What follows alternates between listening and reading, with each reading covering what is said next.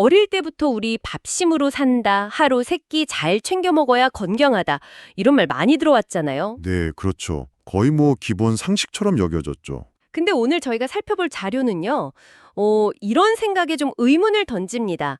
아침 굶기 대 저녁 굶기, 어느 쪽이 해독 효과가 더 클까?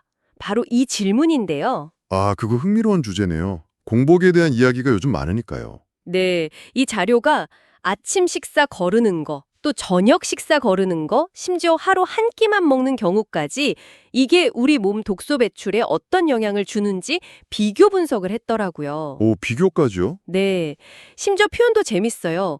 몸속 깊이 쌓인 피로와 독소를 따뜻한 온천물에 천천히 흘려보낸다. 뭐 이런 식으로 공복 효과를 강조하거든요. 아, 굉장히 시적인 표현이네요. 그래서 구체적으로 어떤 내용인가요? 일단 제일 눈에 띄는 주장은 이거예요. 아침을 굶고 총 18시간 공복을 유지하면 몸속 독소가 100% 배출된다는 겁니다. 100%요? 그건 정말 강력한 주장인데요. 그렇죠. 아침을 굶으면 몸이 살아난다. 이런 문구도 있던데 뭐 약간 자극적이긴 하지만 아무튼 아침 공복이 해독에 아주 효과적이라고 딱 잘라 말해요. 100%라는 수치가 물론 인상적이긴 한데 그게 어떤 기준인지는 혹시 나와 있나요? 아니요, 사실 그 기준이 명확하게 나와 있지는 않아요.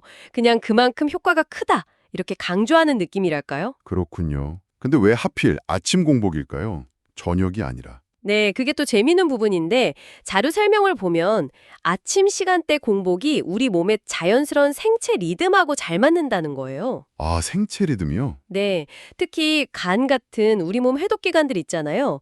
얘네들 활동 주기가 있는데 아침 공복 상태가 그 활동을 돕는다는 거죠.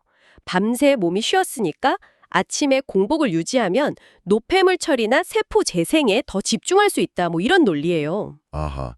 그러니까 그냥 굶는 시간만 중요한 게 아니라 언제 굶느냐 그 타이밍이 우리 몸 시계랑 맞아야 효과가 크다 이런 거군요. 네, 맞습니다. 보통 아침밥이 하루 에너지의 시작이라고 생각하는데, 정반대 이야기라서 더 흥미롭죠. 진짜 그러네요. 그리고 같은 맥락에서 저녁 식사를 거르는 경우도 분석을 했는데요. 이때는 독소 배출 효과가 한 80% 정도라고 해요. 아침 공복보다는 조금 낮죠. 80%요? 왜 차이가 나는 걸까요? 아마도 활동량이 많은 낮 시간 이후에 굶는 것보다는 밤에 쉬면서 몸이 회복하고 재생하는 시간 있잖아요.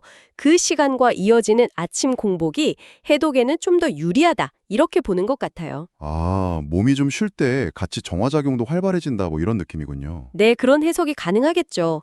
물론 이 80%라는 수치도 그 100%처럼 뭐랄까 측정 기준이 명확하진 않다는 점은 좀 감안해야 할 것 같아요. 네, 그렇겠네요.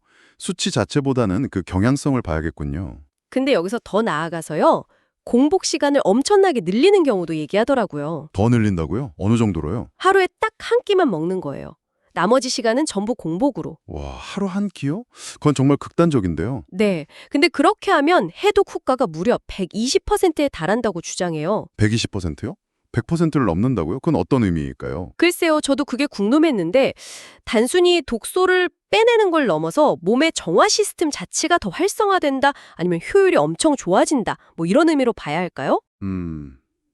아마 그 120%라는 건 일반적인 상태보다 훨씬 더 강력한 정화 효과를 나타낸다는 약간 수사적인 표현일 가능성이 높아 보여요. 아, 그럴 수 있겠네요. 네. 여기서 중요한 건 이 주장이 뭘 말하고 싶어 하는가 그 방향성인데요. 결국 몇 끼 먹냐 이거보다 언제 먹고 얼마나 길게 공복을 유지하냐 이게 해독의 핵심이다. 이렇게 보는 것 같아요. 아, 공복의 질이 중요하다는 거군요. 그렇죠. 그래서 의도적 공복이라는 개념도 나오는데 그냥 막 굶는 게 아니라 계획적으로요. 예를 들면 저녁 6시 이후에는 안 먹고 아침엔 물 충분히 마시고 잠도 규칙적으로 자고 이런 식으로 몸의 리듬에 맞춰서 공복을 실천하는 거죠. 아, 그냥 굶는 게 아니라 전략적으로 비우는 거네요. 네, 맞아요. 이런 방식이 면역력도 높이고 세포가 스스로를 청소하는 능력, 뭐 오토파지라고 하죠. 그런 걸 촉진할 수 있다고 제안하는 겁니다. 그렇군요. 무작정 굶는 게 아니라 우리 몸의 자연적인 정화 사이클을 좀 스마트하게 이용하자는 아이디어네요. 네, 바로 그겁니다. 자, 그럼 오늘 이야기를 좀 정리해 볼까요? 저희가 살펴본 이 자료는 공복 시간과 타이밍이 해독에 미치는 영향에 대해 꽤나 파격적인 주장을 했어요. 네, 상당히 흥미로웠죠. 아침을 거르는 18시간 공복은 효과 100%, 저녁 거르기는 80%, 그리고 하루 한 끼만 먹는 건 무려 120%의 해독 효과를 보인다. 이런 분석이었잖아요. 네, 요약하는 그렇습니다. 아침은 왕처럼 먹어라는 우리가 알던 건강 상식과는 진짜 거리가 먼 내용이었어요. 네, 그렇죠. 공복의 잠재력을 이렇게 수치로 딱 제시하면서 강조하는 점이 인상적이었습니다. 근데 네. 이걸 보면서 자연스럽게 질문이 하나 떠오르더라고요. 과연 우리 몸의 이 복잡한 해독이나 정화 과정을 정말 이렇게 100%, 80%, 120%처럼 명확한 숫자로 딱 떨어지게 책정할 수 있을까 하는 점이요. 아, 정말 그러네요. 그게 가능할까요? 만약 가능하다면 그 기준은 또 뭘까요? 이 자료가 말하는 공복의 효과 자체는 상당히 흥미롭지만 그 효과를 표현하는 방식, 특히 이 수치들에 대해서는 한 번쯤 좀 비판적으로 생각해 볼 필요가 있지 않나 싶습니다. 네, 맞아요.